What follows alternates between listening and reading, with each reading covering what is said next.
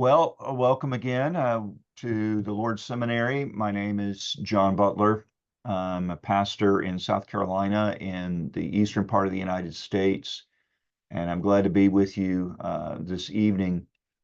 Our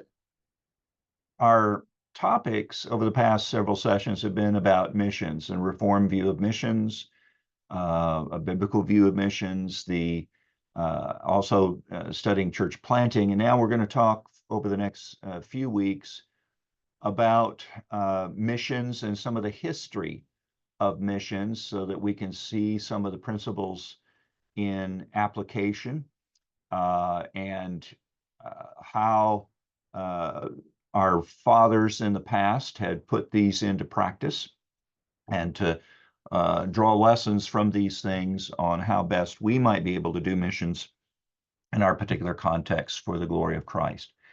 So let's open up with prayer. Father, again, we thank you for the goodness and grace you've lavished upon us in your Son, Jesus. We pray that you would help us now as we turn to matters of the history of missions, and particularly in this session, and Lord willing in the next, the history of missions in Calvin's Geneva and its great impact. We pray that you would guide us in this, help us to learn from our fathers in the past of your ways with them, and how we may draw encouragement and understanding in serving you today. And we ask it in the name of our Lord Jesus Christ, the King of heaven and earth. And indeed, as you've commissioned us to go into all the world with this gospel, baptizing and teaching them, we pray this in your name, Jesus. Amen. All right. So today, and Lord willing, next time, we're going to be discussing the issue or the topic of the history of missions in Calvin's Geneva. I'm doing this at the request of Pastor Rocky concerning this. This is an intriguing topic to discuss and to draw some lessons from. Now, understand that all missions is done in the context of the particular place and time and the cultures in which we're laboring. And so when we're talking about the history of missions in Calvin's Geneva, we're talking in the 1500s, so almost 500 years ago. And so there are certain gospel principles that we've talked about in missions that are applicable through space, through time. They're not bound to particular centuries or ages or cultures, but they're universals. They go across the board to every particular culture, biblical principles. But then the application of them and the circumstances in which we find ourselves, 500 years ago in Switzerland is not the same as today, say, in Mindanao or in Cambodia or in Myanmar or in South Carolina. But we can learn from various aspects of the Lord's ways with his people to draw ideas, to draw principles from these cultures and particular historical happenings, so that we can best apply these things to our own circumstances where we are. So let's go ahead and begin this particular talk. We're going to be talking about the history of missions in Calvin's Geneva. So let's do a brief overview of the Reformation. This occurs in the context of the Protestant Reformation in Europe. This is in the 16th century, the 1500s. It was a profound transformation within Christianity, as we know. It began as a response to various doctrinal, moral, and institutional issues within the Roman Catholic Church.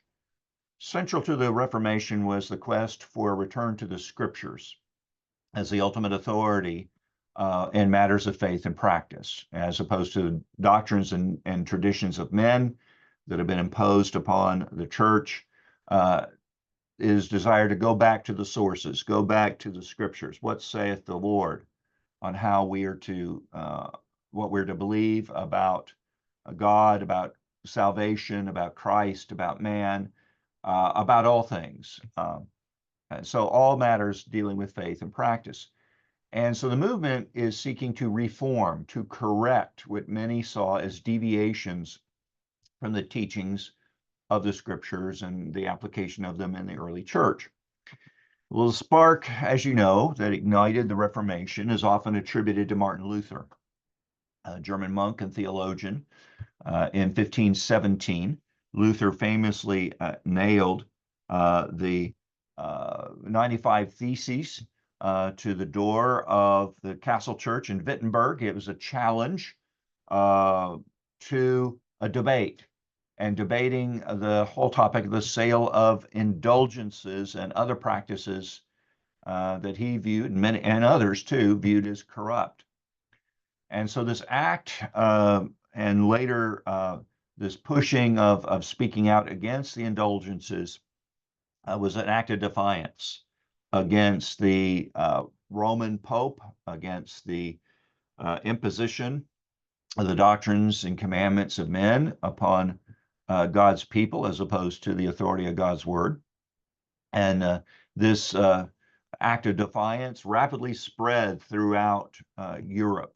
It fueled by the advent of the printing press, because you could churn out many documents to be sent out throughout the world, and pamphlets and books to be sent out throughout the world. So these ideas spread more rapidly. So the Reformation, in part, in God's providence, is made possible by the invention of movable type printing, and the application of that technology helped disseminate Reformation ideas throughout Europe and throughout the world.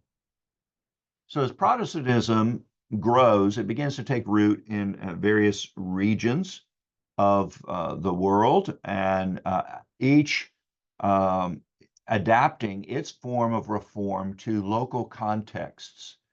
So the result is a diversity in Protestant traditions, Lutheranism, Reformed theology, Anabaptists, Anglicanism, each of these contributing to the uniquely larger tapestry of the Reformation. Well, we know the key figures in the Reformation. We know of Martin Luther, who lived from 1483 to 1546. He was driven by a deep sense of sin, his own sin, and his quest for assurance of salvation. And he studied the scriptures, particularly the Pauline epistles, and it led him to the doctrine of justification by faith alone, or sola fide. Well, this was nothing new with Luther. He's recovering a biblical doctrine. It pointed to salvation being a gift of God's grace received through faith in Jesus Christ, not by human works. His boldness in confronting the established church culminated in his excommunication. We know of his stand at the Diet of Worms in 1521. He famously declared, "Here I stand, I can do no other, God help me." So his writings and his teachings laid the foundation for Lutheranism and significantly influenced other reform movements across Europe. Another figure that we're more familiar with is John Calvin. He was a second generation reformer. He lived from 1509 to 1564, so he's considerably younger than Luther. And so he's kind of in the second wave of people coming from into the Reformed faith. He was born in France. He was trained initially as a lawyer before he experienced a religious conversion that led him to embrace Protestant doctrines. He wrote out a work called The Institutes of the Christian Religion. and it was first published in 1536. It was a systematic articulation of the principles of Reformed theology. I had one professor in seminary describe them somewhat like a filing cabinet, and you have file folders with each of the different topics. And as additional editions of the institutes came out over the years, you would find more and more material added under various portions of discussion of systematic theology. So, the edition of 1536 is relatively small, or thin. It's not very big, but by the time you get to 1564, by the time he dies, the institutes fill 2 volumes. But it's a great survey of the doctrines of the faith, basically following the Apostles' Creed and Nicene Creed in organization and structure. His influence extended beyond just his writings. In 1536, he was invited to Geneva. Actually, he didn't intend to go there. He wanted a quiet scholar's life. He had to flee Paris because orders for his arrest were put out for his spreading of Protestant ideas and doctrines. And we'll talk a little bit about that in a little bit down the track. Under his leadership, Geneva transformed into a vibrant center for Protestantism. It was characterized by an emphasis on disciplined piety, rigorous theological education, and a strong sense of community responsibility and relationship. And so his work there in Geneva becomes a model for Reformed churches across Europe and a training ground for missionaries who would carry the Reformed faith to other regions. So his legacy is evident in the spread of Presbyterianism, Congregationalism, other Reformed traditions. So together, these two men, Luther and Calvin, provided the theological and practical framework that fueled the Protestant Reformation. And their contributions not only reshaped the religious landscape of their time, but also lays the groundwork for modern Protestantism. The work there in Geneva, as it becomes a hub for Reformation. I think it was John Knox who said it was the most perfect school of Christ since the time of the apostles. A place to learn, a place to grow in one's faith, but then also to be challenged to apply the scriptures to every area of life, and to be encouraged for the reform of the church, for the spread of the gospel, for the change in society and culture, how people live. Well, let's talk about Geneva as a hub for Reformation. Calvin's arrival in Geneva in 1536 is a pivotal moment in church history. He was en route from Paris to Strasbourg. He wants to lead a quiet, scholarly life in Strasbourg, keep writing books, just to lay low, because he's been run out of France. And the route that he was going to take up to Strasbourg had been blocked because there had been fighting in the Savoy region of France, of what is now France. And so he takes a diversion to the city of Geneva. He intends to spend just one night there and to continue his journey on by this new route to go up to Strasbourg. But word gets out of Calvin's arrival there, and a man by the name of Guillaume Farel, who was already working for Reformation in Geneva, found out Calvin was there, visited him and the place where he was staying the night, and basically put out the call to him that God is not going to bless your ministry. You've got to stay, you're writing and so forth. You've got to stay here. God has put you here at this particular point in time. Well, Farel's is a real fiery kind of preacher and force of nature personality. Calvin's quiet, scholarly type. Physically, he's frail. He's not in great health at all during his lifetime. Um, and poor Calvin is just bowled over by Farel and is just thunderstruck by all this and agrees to stay there. Um, and so, despite his initial reluctance, Calvin does stay and begins the transformation period for Geneva. He was only there for a relatively short time in the beginning, just a few years, about 3 years or so. And it was a time that was fraught with challenges. His efforts to implement church discipline and reforms met with resistance from the local authorities. He was kicked out in 1538 from Geneva. He's expelled. So he completes his journey to Strasbourg. And so during his time in Strasbourg, it was a much more peaceful time for him. He gets married to a widow. He learns under Martin Butzer, who was a reformer in Strasbourg. His ideas on and adapting many of his ideas on worship and liturgy. And it was just a very, very good time for Calvin to go to heal, to think about the whole work of Reformation and so forth. Well, in 1541, the situation in Geneva had changed, and the city council invites Calvin to return. And he's somewhat reluctant about this, but he says, "Look, you're gonna have to listen to me.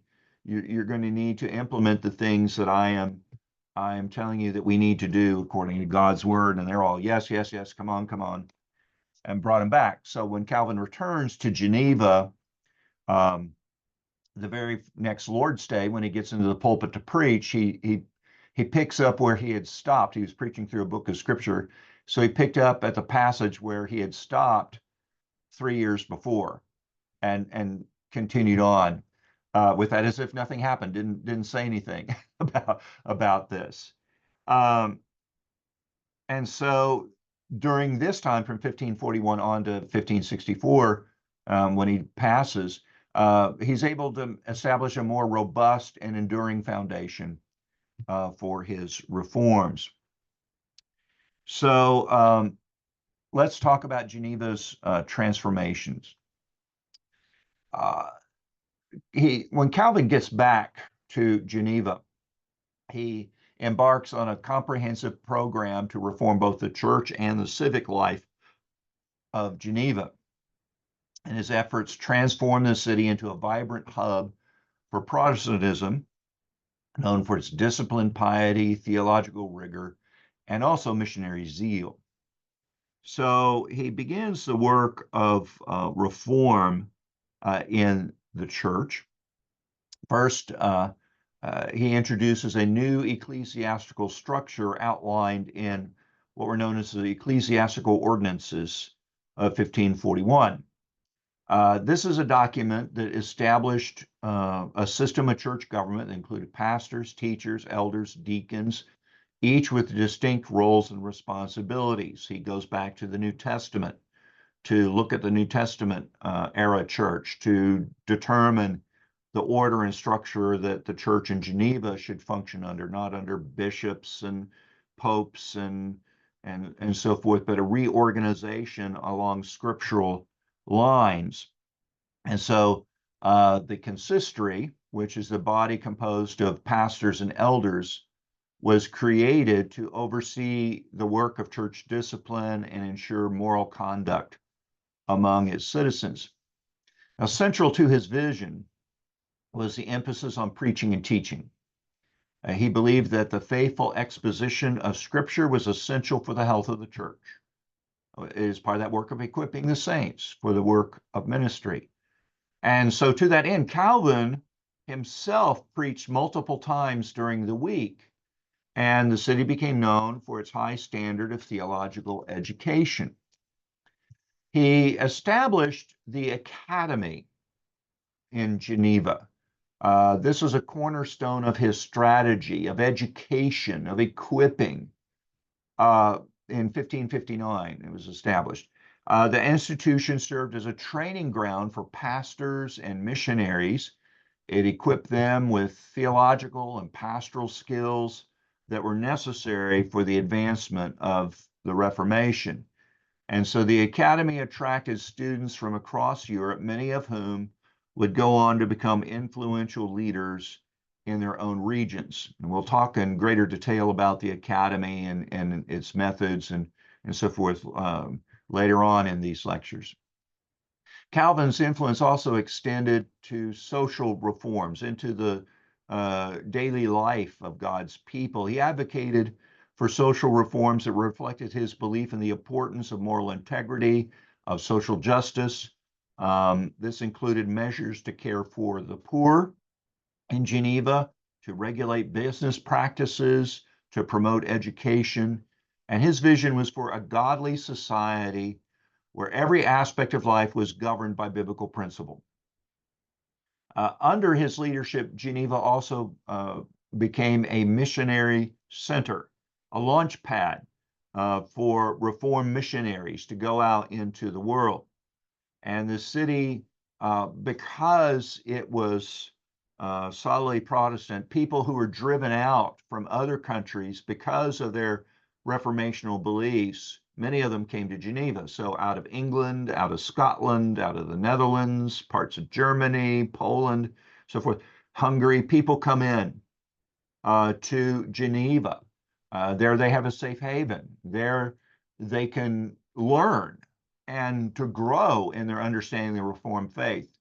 And it catches hold in their hearts and minds. And then when the situation allows, they're able to return to their home countries and to transmit these ideas, kind of like the infection of a virus, that it now is spreading out throughout the world. And so Geneva becomes a model for other Reformed communities and a beacon of hope for those seeking refuge from persecution. Now, the commitment to theological education, to disciplined church life, to missionary outreach left an indelible mark on the Reformation. The missionary activity was especially strong in equipping people to go back purposely to carry the doctrines of grace, to carry the work of the gospel to these other countries, was especially intense for France. Calvin, of course, being a Frenchman, although living in Switzerland, has an intense desire to see the reformation of his homeland. And so many missionaries are equipped, trained, sent out from Geneva back into France and to work with the Protestant communities there. They were known as the Huguenots, and often at great personal risk. Many of them lost their lives in this work. Let's talk about Calvin and his vision for missions. There's a theological foundation for his work of missions. It is founded upon the doctrine, of course, of the predestination, the sovereignty of God.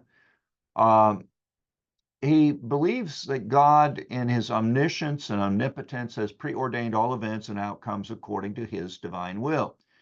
And that includes the salvation of individuals, which Calvin articulates as the doctrine of predestination. Again, nothing new, because this is all, goes back to Augustine, goes back to the scriptures, to Paul, and so forth. So he's basically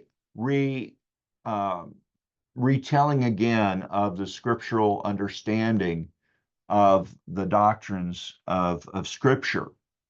So,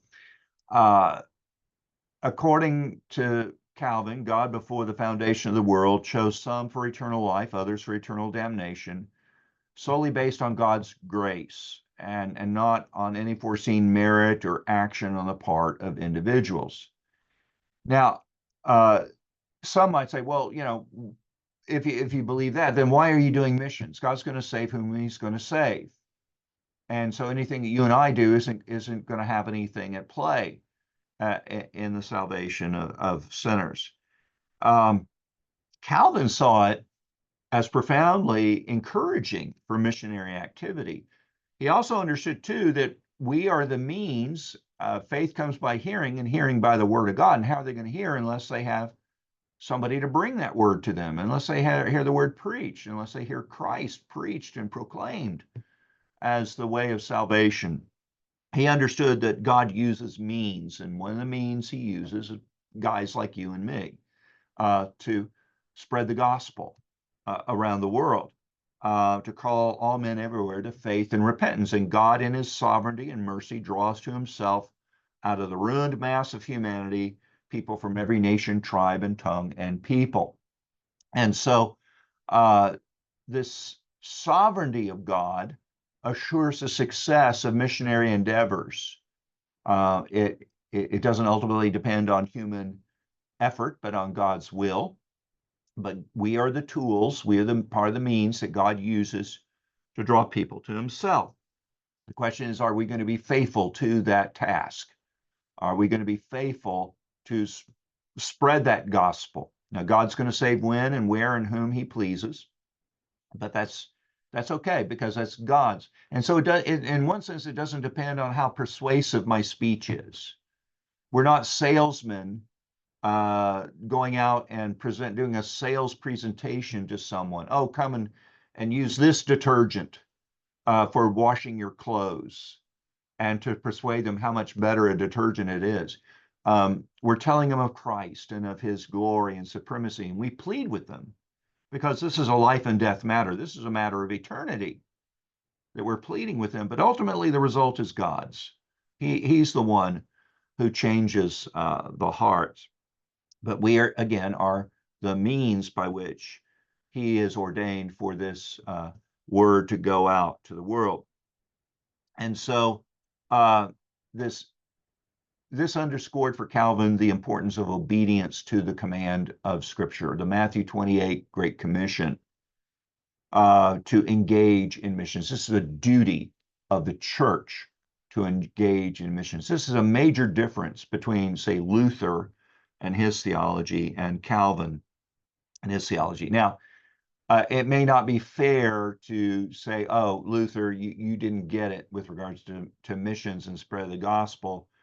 But in one sense, they're fighting for the very survival. And these first generation reformers, they are, trying to solidify just the very fact of salvation by God's grace alone, of sola fide and so forth, in the hearts and minds of the people at that time. And then once these things take hold, then you begin to see the implications of this throughout the world. And so that first generation was just fighting for very survival, to kind of like establishing the beachhead in an invasion. And now Calvin and company are moving the invasion further inland and spreading out, if we could use those illustrations. The outcome is in God's hands, but the responsibility to preach the gospel was clear to Calvin. And so the Great Commission requires this understanding, all authority in heaven and on earth has been given to me. Go therefore and make disciples of all nations, baptizing them in the name of the Father and the Son and of the Holy Spirit, teaching them to observe all that I've commanded you. And behold, I'm with you always to the end of the age. This was not just a historical directive to the apostles, but this was an ongoing command to the entire church. And so this mandate underscores the universal scope of the gospel and the imperative to make disciples of all nations. The authority of Christ, as emphasized in the opening of the commission, assures Calvin that missionary work is undertaken under the sovereign rule of Christ, who has authority over all creation. So the Great Commission then is interpreted as a clear call to spread the teachings of Christ, to baptize, to instruct converts in the way of the faith. And this comprehensive approach to missions emphasizes both evangelism and discipleship, ensuring that new believers are well grounded in their faith. So in Geneva, the biblical mandate translates into vigorous missionary activity and effort. Calvin and his colleagues see their city as a training ground for missionaries who would carry the gospel to various parts of Europe and beyond. And so the Academy in Geneva becomes instrumental in equipping these missionaries with solid theological training and pastoral skills. He said, "You send me the wood, and I'll send you the arrows." These men to go out and to take the gospel to the nations. And so you've got a blend here of profound theological convictions and a practical commitment to obeying God's command. He believes that the gospel is the power of God unto salvation, and it must be proclaimed to all people, trusting that God's going to bring about the results in accordance with his sovereign will. And so this provides a strong impetus for the missionary activities that flow from Geneva, making it a beacon of the Reformed faith and practice during the time of the Reformation. So let's talk about Calvin's practical approach to missions. We've talked about the establishment of the Academy. He establishes this in 1559. It's crucial in Calvin's practical approach to missions by providing a rigorous education and training for future pastors and missionaries. And so the purpose and vision of the Academy is to prepare men for the ministry, equipping them with a deep knowledge of Scripture, theology, pastoral skills. He envisioned that the Academy would be a center of learning that would produce well-trained, doctrinally sound leaders who could carry the Reformed faith to other regions. That's part of the vision of the Lord's Seminary. Of what we're doing here is that we would have men trained. You give us the wood, we'll send you the arrows, of training them and equipping them for the work of ministry and to be able to spread the gospel throughout the world. That's the same thing, Matthew, you're doing there in Cambodia, and all of us who are seeking to equip the saints for the work of ministry. So the Academy is designed to be comprehensive, offering instruction in biblical languages, systematic theology, church history, practical theology. The curriculum focused on these things. It was rigorous. You couldn't slack off as a student at the Academy. It was very, very rigorous, and the quality of education one received back then in universities was very, very rigorous, and the Academy at Geneva was no different. You studied Hebrew and Greek. You already knew Latin when you came in because that was a language of scholarship. But you studied Hebrew and Greek to directly engage with the scriptures. It also included courses in rhetoric, philosophy, the liberal arts, reflecting Calvin's belief that a well-rounded education was essential for effective ministry.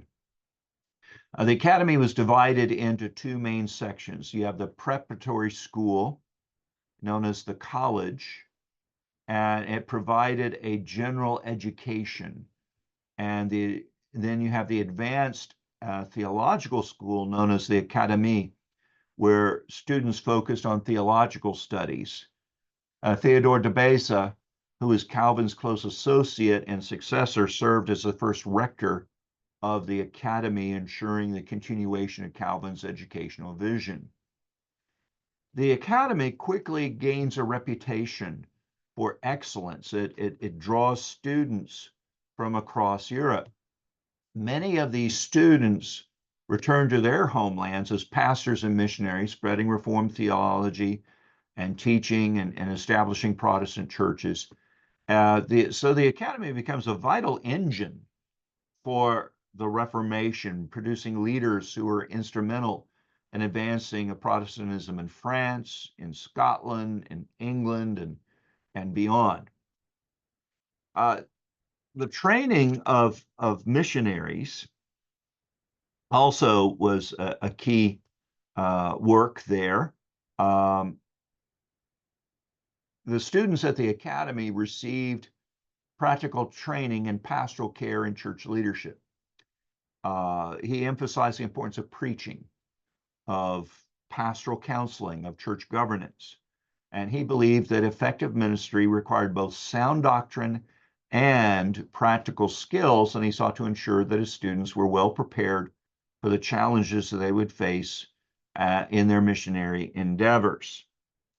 And so as he prepares these men and preparing them as to be missionaries to go forth and send the gospel to around the world, he prepares men particularly for missionaries to France, for other places as well, but primarily for France.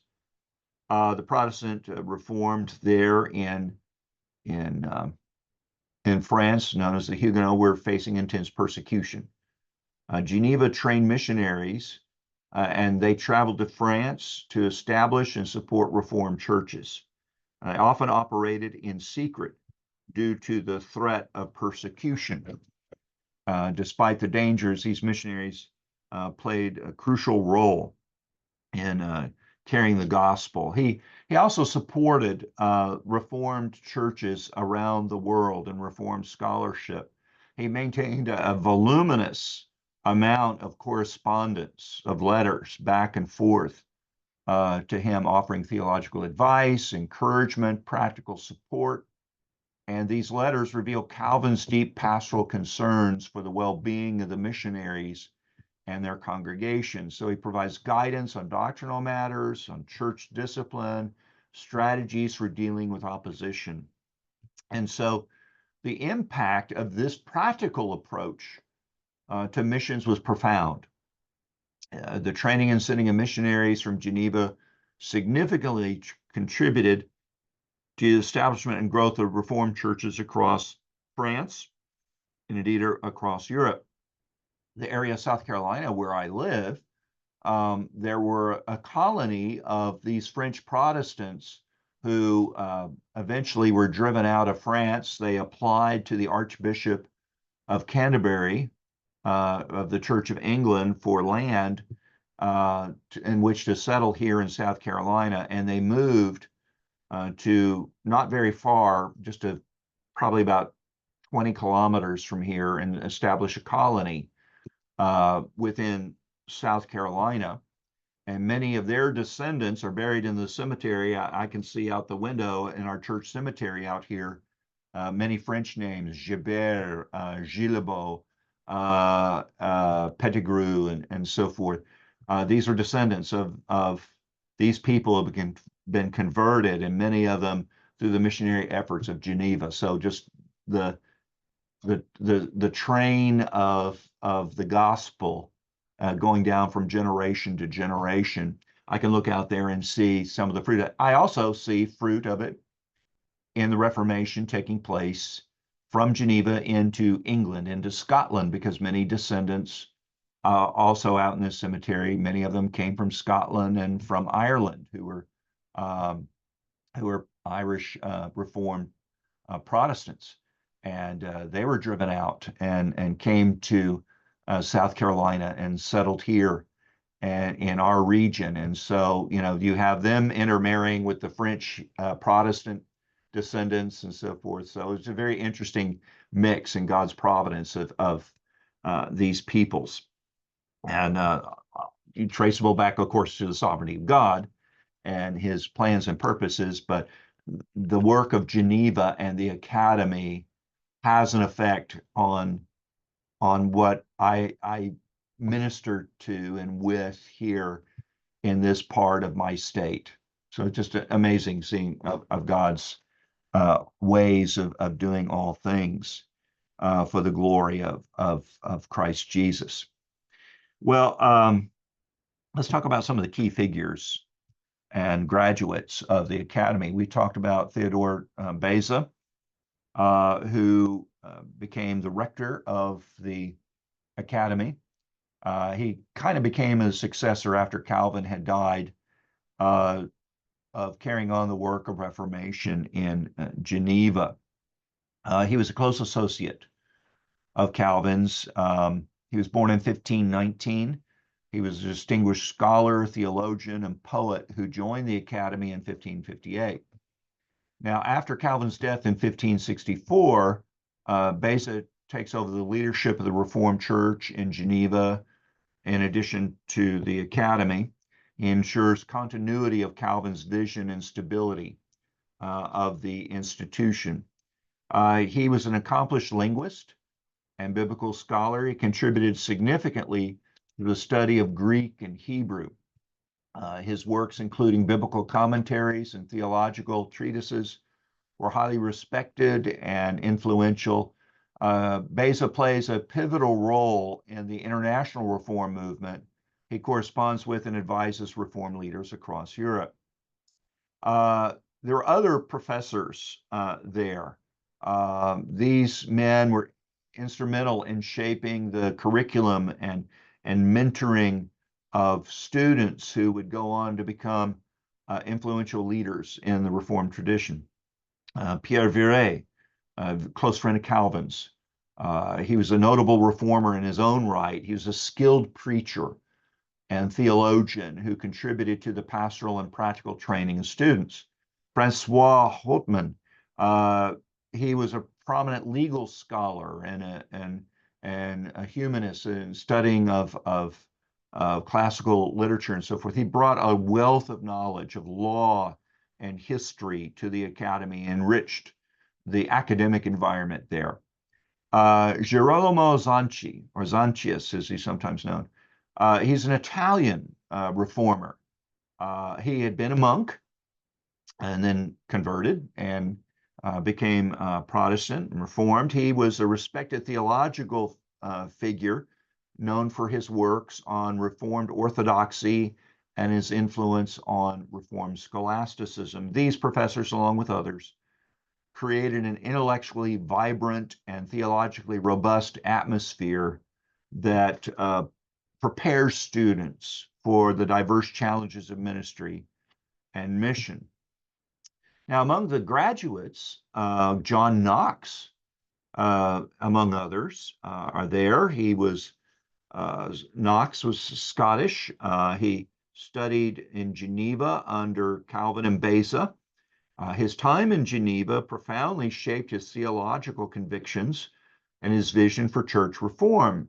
When he returns to Scotland, he becomes a leading figure in the Scottish Reformation. He advocates for the Presbyterian model of church governance, which he picked up from Geneva, and established the Reformed Church of Scotland.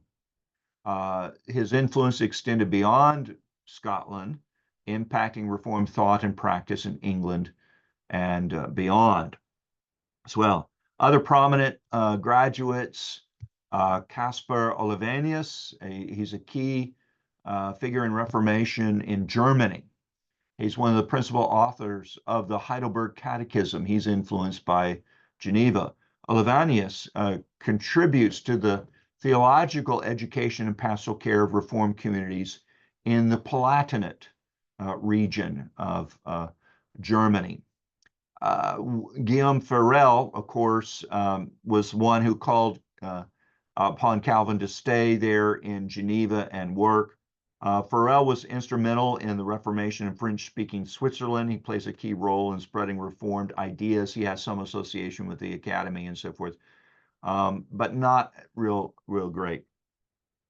So these graduates and their influence as well. We all tend to lump everything together into Calvin, but it was many men, many with the common idea and vision here. And that's one of the things. It's not, sometimes there are key individuals who act as a catalyst for reformation and movement, but it's a team effort together as others catch this vision, this idea, and together they labor for this work of reform throughout the world. Let's talk about some of the missionary strategies and efforts. Sending of missionaries to France. We'll discuss some of the experiences of these men who were sent over. First off, there was a great plight of the Huguenots in France.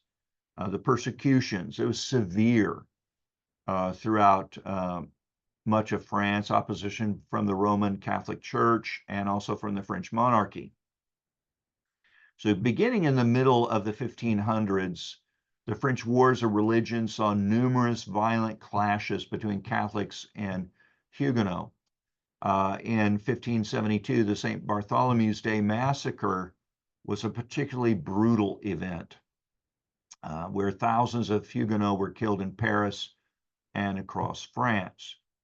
The hostile environment made it exceedingly difficult for the French Protestants to practice their faith openly. Many were forced to worship in secret, forming underground communities, sometimes having to worship in caves away from the sight of people, somewhat similar to the experiences 100 years later to the Scottish Covenanters and the persecutions they endured. Despite the challenges that they have, they remain resilient, they're committed to their Reformed beliefs and eager to receive theological and pastoral support. And so Calvin and the Reformed Church in Geneva are acutely aware. They're just next door to France. They have refugees coming in from France. A number of these people are, Calvin included, are French. And so therefore they're concerned about their motherland and the dire situation going on there for their brothers and sisters in Christ. And so the training and sending of missionaries into France is part of this care and concern that they have to provide pastors for them, to provide those to shepherd these people in the midst of great trial and trauma. And so oftentimes these missionaries were French themselves. They were from the French Protestant communities, train them up in Geneva, send them back home, send them back into France. One, now they speak French in Switzerland, but it's a little different accent, dialect, and so forth. So you're training people who in the customs and ways and so forth. They're going back into their homeland. And so therefore, they're better equipped from a cultural standpoint to relate to what is happening there. But with the addition of deep theological, biblical, pastoral training, so they can go and shepherd Christ's people there, be effective in ministry to them. Geneva also acted as a hub for coordinating and supporting these missionary efforts. Sometimes you had to send messages in code, secret encryption of messages and so forth. So you kind of had this spy network almost established in Geneva, and spy masters controlling, sending out these missionaries and so forth. And you had various places where the missionaries would be able to go. Now, this is a pathway here. You notice in the mountains, you would have guides taking the missionaries back into France along some of these mountain trails. And interestingly, in World War II, those same trails were used to smuggle Allied pilots who had been shot down over Europe to guide them to safety, taking them back into neutral Switzerland or down across the Pyrenees Mountains in the southern part of France into Spain, and then to be smuggled out of Europe. So these paths were already there in the time of Geneva. The people who lived in the mountains and so forth, they had this, but they knew the ways to take them into France. You had places in France, houses that might have a false floor. And so you pull up some of the floorboards and you had a hiding place where you could hide the missionaries there from the authorities, or you had large barrels, wooden barrels that might have a false bottom, and you could crawl into that and curl up and hide, and you had enough holes in it where you could breathe in that. Various ways of surreptitiously hiding. You had rooms developed where people could get together and meet, and you wouldn't have any escaping light coming from it. Candlelight you would use, but none of the beams of light would be able to penetrate, through cracks in the walls or around corners and so forth. So it wouldn't be as evident during the nighttime. And so you have these various means for the spread of the gospel, kind of reminiscent of during the times of communist Eastern Europe and people smuggling the Bible into Eastern Europe. It's kind of the same mindset and desire for the spread of the gospel to go in these places. Calvin, as we'd mentioned, also maintained a great correspondence with these Protestants in France. It was a vital lifeline for these isolated and persecuted communities. It provides them a sense of connection to the broader Reformed movement and the assurance that they are not alone in their struggle, that there are others out there, not only in France, but in other places in the world who are there praying for them, who are encouraging them in their growth and grace. You are not alone. In addition to this, Calvin and the Church at Geneva sought to mobilize international support for these French Protestants, the Huguenots. So they raise awareness of the Huguenots' plight amongst the Reformed communities that are in Europe, in Germany, Poland, Hungary, other places as well. And they gather people to pray for them, offer financial assistance, political advocacy as well. And so these broader support networks help to sustain the Huguenot during periods of intense persecution and provide a measure of protection through diplomatic channels. So the missionary efforts to support the Huguenot have a profound impact on the survival and growth of Reformed communities in France. And despite the harsh repression, these underground churches managed to flourish. They maintained their faith and identity through the diligent work of the Genevan-trained missionaries. And the resilience of the Huguenot becomes a powerful testimony to the strength and vitality of the Reformed Church. One of the symbols of the church in the Reformed churches in France is of the burning bush. You remember the Lord appearing to Moses, and it's burning but not consumed. In the same way, we've not been consumed by the persecution and opposition. And we're still seeking to burn brightly for Christ and for his glory.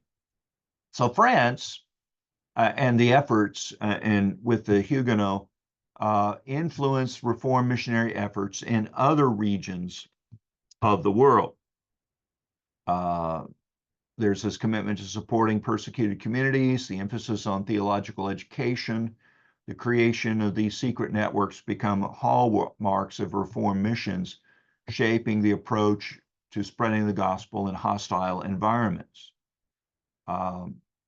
Let's talk about the experiences of missionaries sent from from Geneva and to other places around the world. So, in particular, let's talk about the mission efforts going into places such as the Netherlands and Germany and to England. The Reformation had a profound impact on the Netherlands. Calvinism finds fertile ground amongst the Dutch. They embrace Reformed theology, partly due to the efforts of missionaries coming from Geneva. And these missionaries play a crucial role in organizing and strengthening the Reformed churches in the region. And despite severe persecution from the Spanish authorities, because the Netherlands at the time are under the rule of the Spanish, and the Spaniards sought to maintain Catholic dominance in that area, the Dutch Reformed movement grew steadily. Now, many years after this era that we're talking about right now, in the early 1600s, the Synod of Dordrecht, which met from 1618 to 1619, was significant in the history of the Reformed Church in the Netherlands. They not only defended Calvinist doctrine against Arminianism, but also solidified the theological foundations of the Dutch Reformed churches. And the influence of Geneva was evident in the proceedings and the outcomes of the Synod, which echoed Calvin's teachings and upheld its theological perspectives. In Germany, now, we have to keep in mind there was no nation at that time that we call today Germany. There were places in a region that was known as Germany, of small kingdoms and principalities and duchies and so forth. So small little states throughout what later is solidified and consolidated as Germany. The Reformation had taken root, of course, through the work of Luther, but Calvinism also found a place, and particularly in regions such as the Palatinate. The Heidelberg Catechism, a foundational Reformation confessional document, was written in 1563 under the patronage of Elector Frederick III. Now, you had a principle at the time that the religion of the ruler became the religion of the people, of the state in that particular area. And as some of the rulers became Protestant, then Protestantism became adopted as the official religion in that particular region. And that didn't mean that the people's hearts and minds had been persuaded of the Reformed faith and embracing that. It was imposed upon them. And so there's a bit of a struggle and a change. Are people's hearts and minds truly embracing of these ideas, or are they holding on to some of the old ways and traditions? The catechism written by Olivenius becomes influential in much of the Reformed world. It was a unifying and instructional tool for Reformed churches in Germany. Genevan missionaries and theologians such as Ursinius and Olivenius are instrumental in shaping the Reformed faith in Germany. They help establish Reformed congregations. They provide theological education. They promote Reformed doctrine through their writings and teachings. In England, the impact was significant. The Church of England initially maintained many of its Catholic traditions, but a strong reform movement came about to change the liturgy, to adopt reformational doctrines, reflected in what are now known as the 39 Articles of the Church of England. Many of the English reformers were influenced by Calvin's writings and teaching of Genevan-trained ministers who came and who helped during this time. Now, later on, with the rise of the Puritan movement in England and their influences, this further Reformed doctrine is solidified more and more. Now, there were also missionary journeys to other places into the New World, into Brazil. Let's talk about the mission to Brazil. Pierre Richer and his team of missionaries go to Brazil to establish a Reformed Protestant foothold in the New World. Brazil, in fact, was one of the most ambitious and daring efforts undertaken by the Reformed Church in the 16th century. The mission was spearheaded by Admiral Nicolas Durand de Villegagnon. He was a French naval officer who envisioned establishing a Protestant colony in the New World. So he invites Calvin to send missionaries to support the endeavor. And Calvin responds by sending Pierre Richer and a team of dedicated missionaries. So Richer was trained in Geneva. He was chosen to lead this team. He's well equipped for the task. He's been thoroughly grounded in Reformed theology. He possesses a strong commitment to evangelism. And alongside Richer, you have several other missionaries, Guillaume Chartier and Jean Delay. They join the mission, and they bring with them a passion for spreading the gospel and establishing a Reformed community in Brazil. So they arrive in Brazil in 1556. They join Villegagnon's colony, known as France Antarctique, located on an island in Guanabara Bay near present-day Rio de Janeiro. The colony was intended to be a haven for Protestants fleeing persecution in Europe and a base for evangelizing the indigenous peoples there in Brazil. Well, there are a number of challenges and setbacks faced there. Richer and his team encountered numerous cultural and environmental challenges. You've got the hot, tropical, humid climate, diseases that they're unfamiliar with because they've moved into a new part of the world. The difficulty in sustaining a European-style settlement in the New World. All these things pose significant obstacles. The missionaries had to adapt quickly to the harsh and unfamiliar conditions while maintaining their health and morale. One of the most significant setbacks was a growing conflict with Admiral Villegagnon. He initially supported the mission, but he soon became antagonistic towards the Reformed faith. And so he begins to oppose Calvinist teachings and practices brought by the missionaries, leading to increasing tension within the colony. And Villegagnon's hostility culminates in an accusation of heresy against the missionaries because of their teaching of Reformed doctrine. So he begins persecuting them and ultimately expelling Richer and the team from the colony. And this internal conflict severely undermined the mission and led to its eventual failure. The expelled missionaries faced severe persecution. Some, like Jean Delay, managed to escape, get back to Europe, where he documented his experiences, he and some of the others. Others didn't fare as well. Several of the missionaries and Protestant settlers were captured and executed by Villegagnon's forces. And so the brutal treatment and martyrdom of these missionaries highlighted the risks and sacrifices involved in their efforts to spread the Reformed faith. Despite these challenges, though, the missionaries made some initial efforts to evangelize the indigenous Tupi people. They sought to learn the local language and culture. They hoped to communicate the gospel effectively.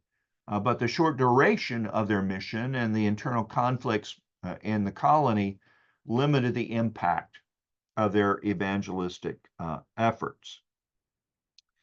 The writings of Pierre Richer and the dedication of Léré and others provide valuable insights into the cultural challenges and opportunities of cross-cultural missions.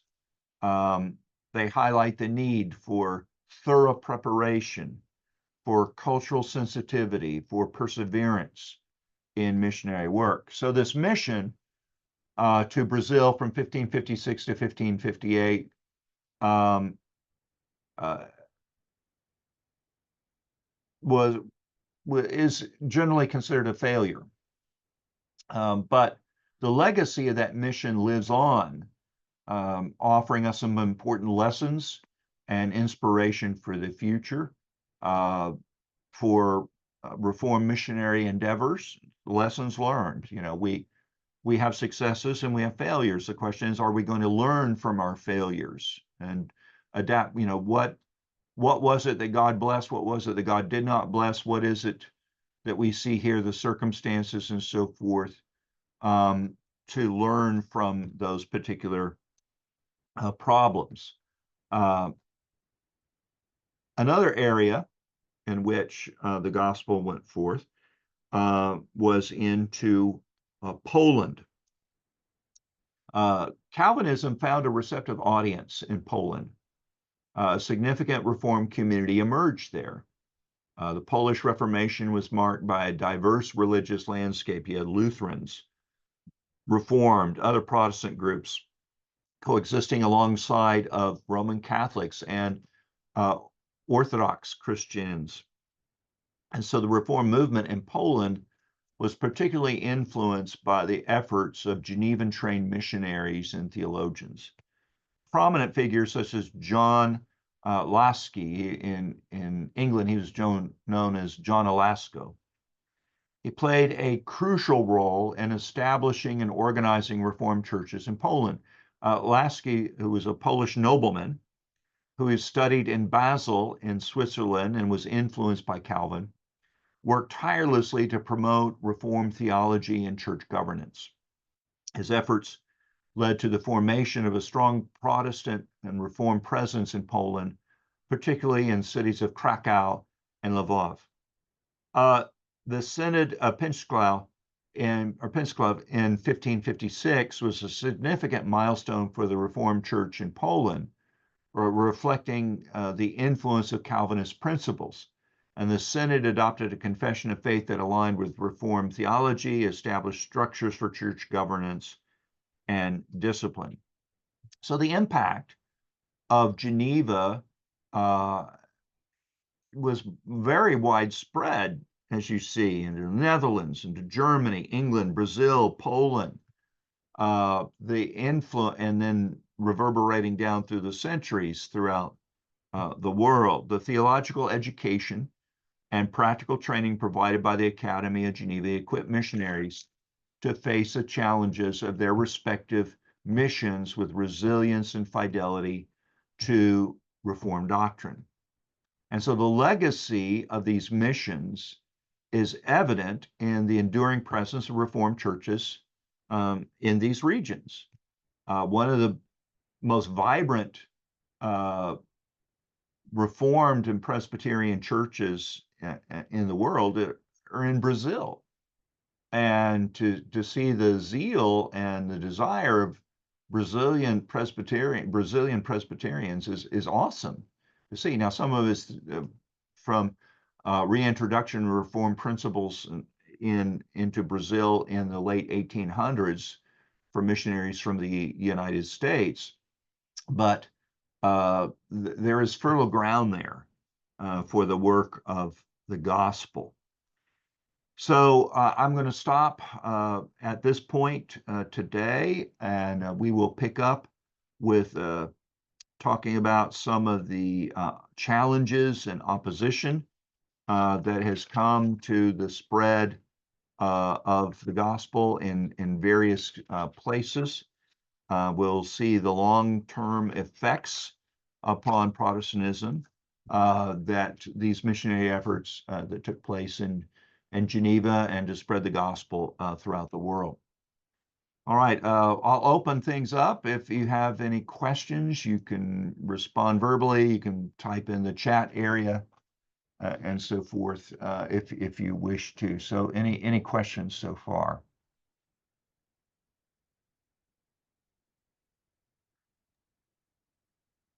One of the things to keep in mind, to take away from this, is the necessity of solid theological, biblical, pastoral training for those who are going forth as missionaries.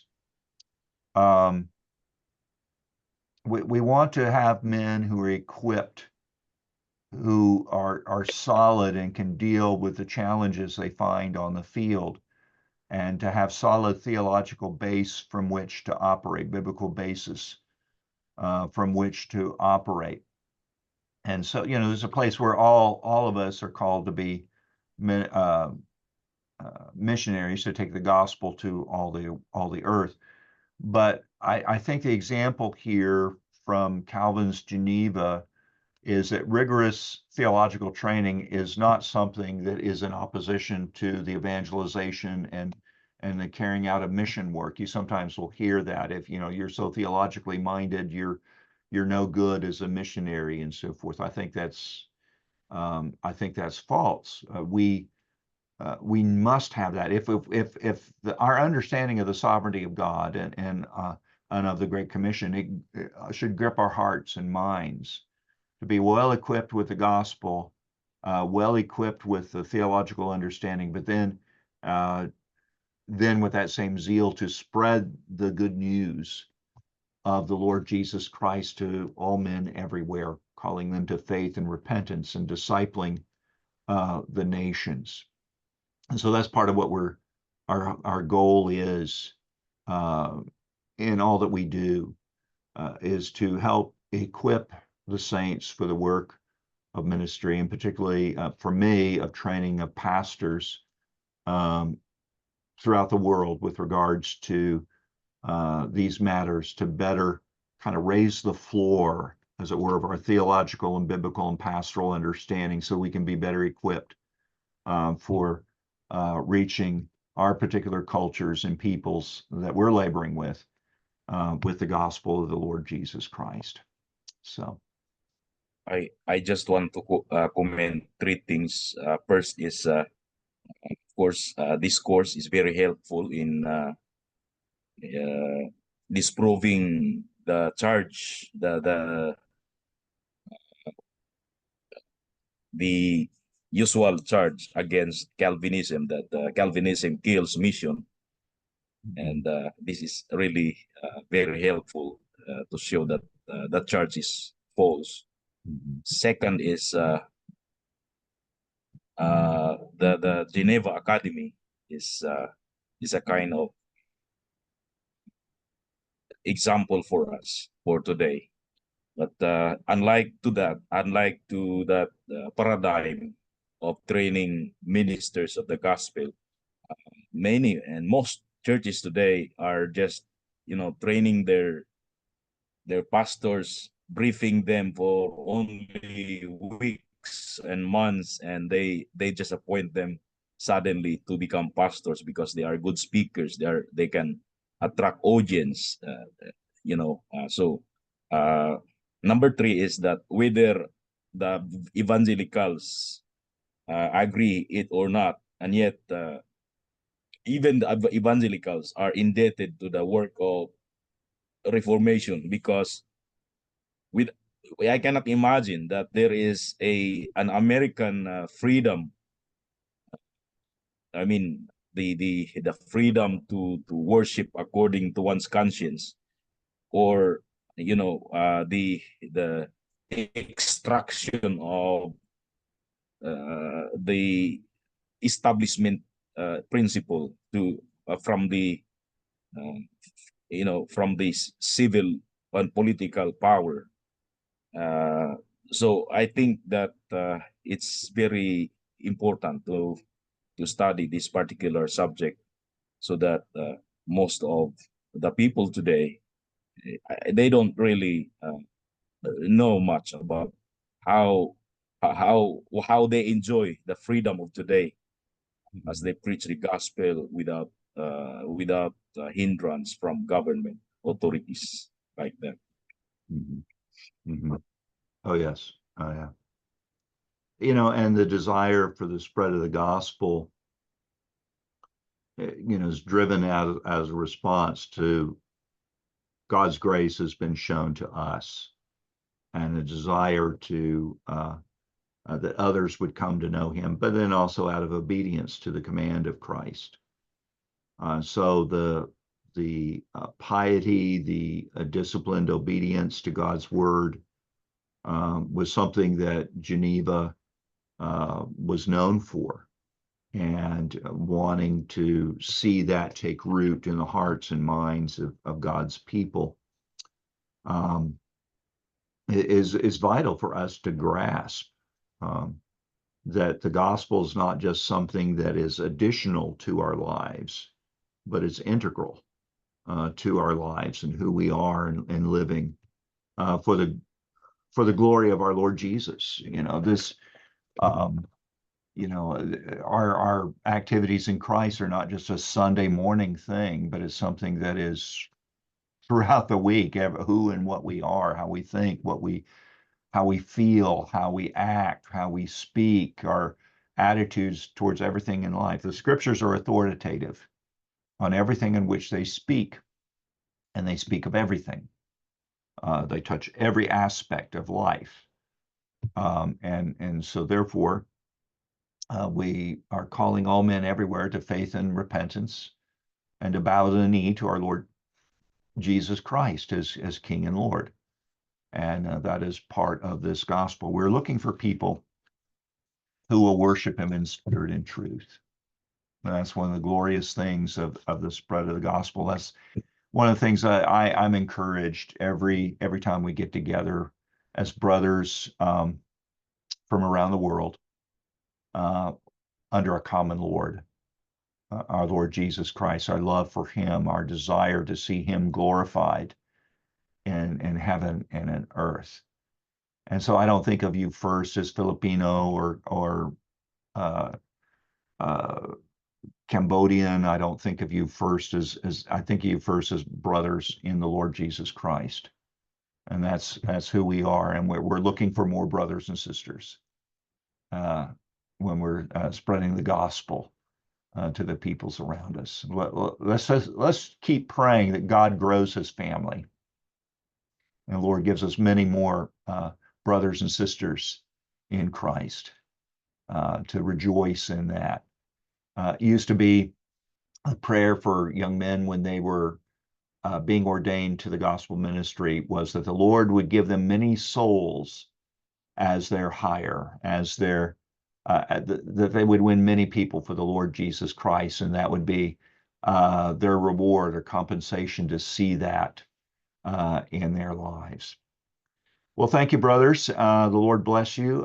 We will get together by God's grace next Tuesday, and we'll continue on discussing some of this history of missions, and particularly with Geneva and the legacy of it and lessons learned that we can draw from God's work in that particular era of time, and how it might be brought forward to our work for the gospel's sake here. Well, thank you. May God bless you, keep you, make his face to shine upon you, and give you his grace in our Lord Jesus. Amen. Take care, brothers.